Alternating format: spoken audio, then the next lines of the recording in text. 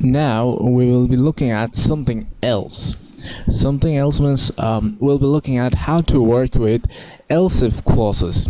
So far we have discussed about the if clause and how we can apply the condition when dealing with if clauses, and how does that if clause executes, and how the else clause executes when the if clause does not work.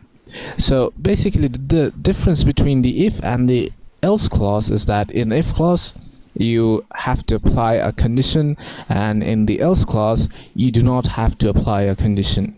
And that's the standard that's the actual and the standard format for writing else and if clauses.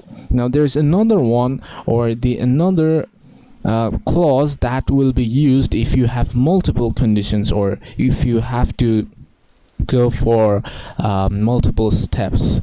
So if you want to add multiple steps, then it's wise that you do not repeat if conditions several times.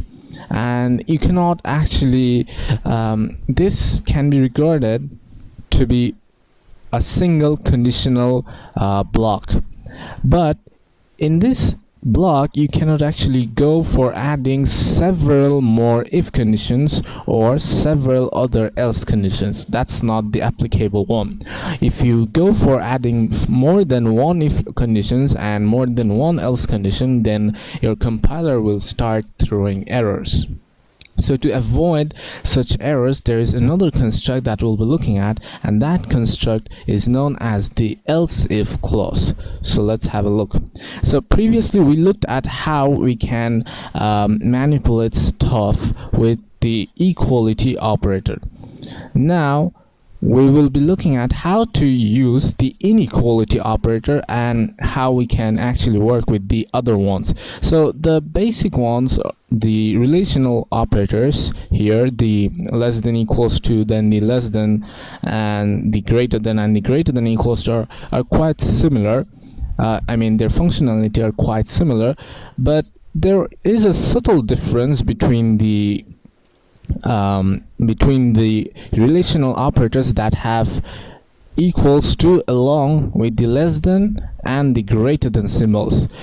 The subtle difference appears when you have the equals to symbol with the greater than operator, and when you don't have the equality equals to symbol with the greater than operator. So I'll be showing that when I start discussing about these operators.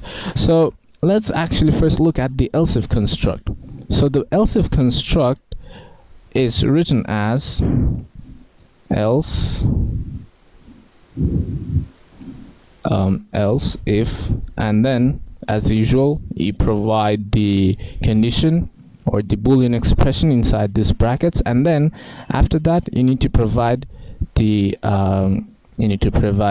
clauses or the else if body. Now let's go for something like first number is not equals to second number. So if it's not equals to the second number, then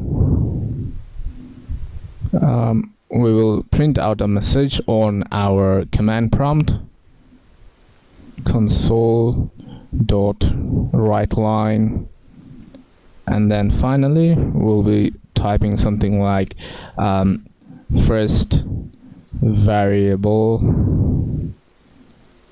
is not equal to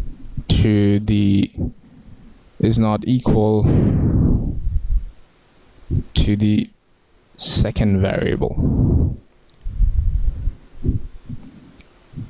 So we have got three constructs inside our conditional block. Now the construct actually works in a different way. I mean, it actually takes the similar path, but it actually works in a different way. So the difference is that if the first condition is met in this if clause, then the other ones, the else if clause and the else clause, will be ignored by your compiler. But if your compiler looks inside this condition and it sees that this Boolean expression that includes this relational operator is false, then it will ignore this if clause entirely. Then it will move on to this else if clause. So remember that we can actually from all this scenario we can actually deduce that our compiler is reading the code line by line. It will start reading your code from line 1, then it will look at line 2, line 3, line 4. So it will go from the first line to the last line of your code. But if something error, or if something occurs inside here, or you get an error inside your script, or if it throws some sort of error, then it will stop its execution on that line. Like if you forget to actually provide the data type for this variable, suppose you write something like this. So your compiler will start reading from line 1, then it will read every line along the path, and when it reaches line 14 in here, then it sees that there is an error. The error is that you did not provide the actual or the proper data type before the variable declaration and the variable initialization.